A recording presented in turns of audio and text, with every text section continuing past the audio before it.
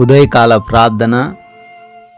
అత్యున్నతమైన సింహాసనం పైన ఆసీనుడు అయ్యున్న దేవా, స్తోత్రాలు నాయన, స్తుతులు చెల్లిస్తున్నాం తండ్రి. గడిచిపోయిన రాత్రి కాలమంతను కూడా మీ యొక్క ఉన్నతమైన కాపుదల మాకు దయచేశారు నాయన. అయా, మాకు కంటి నిండా నిద్రను అనుగ్రహించారు. మీ రెక్కల చాటున మమ్మల్ని భద్రపరిచారు. కృతజ్ఞతలు.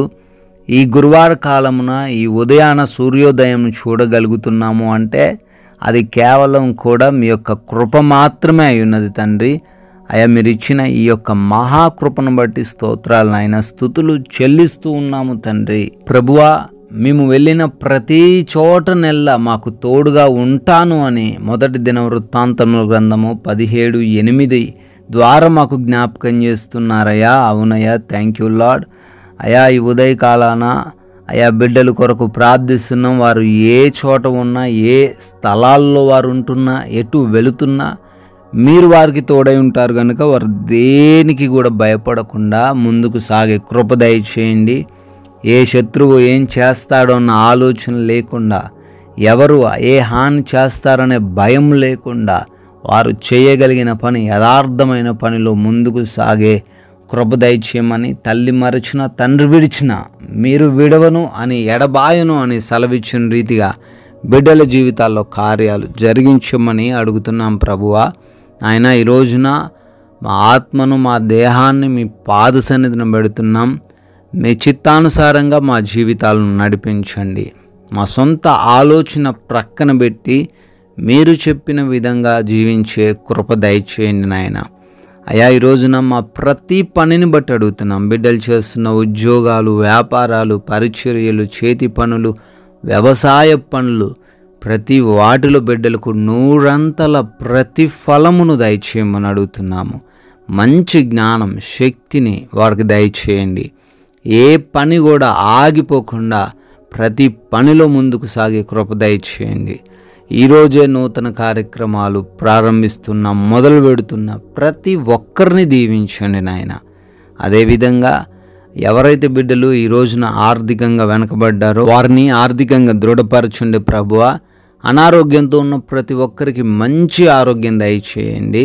ఆత్మీయతలో వృద్ధిని దయచేయండి. ఆత్మానుసారంగా జీవించే కృప దయచేయండి. మీ నామాన్ని ముఖ్యంగా మహిమపరిచే విధంగానే ప్రతి బిడ్డ ప్రవర్తన ఈరోజు ఉండే కృప దయచేయమని, వారి కనుచూపు, వారి మాటలు, వారి చేతలన్నీ కూడా మీ నామానికి ఆయా ఘనత తీసుకురావడానికి సహాయము దయచేయమని అడుగుతున్నాం ప్రభువా.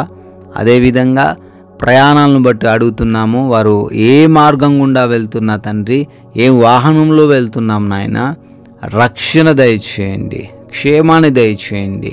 క్షేమకరంగా మరల గమ్యస్థానాలు చేరుకునే మీ కృప దయచేయండి తండ్రి. హాని, ప్రమాదము, అపాయము ఏది సంభవించకుండా భద్రపరచండి నాయన.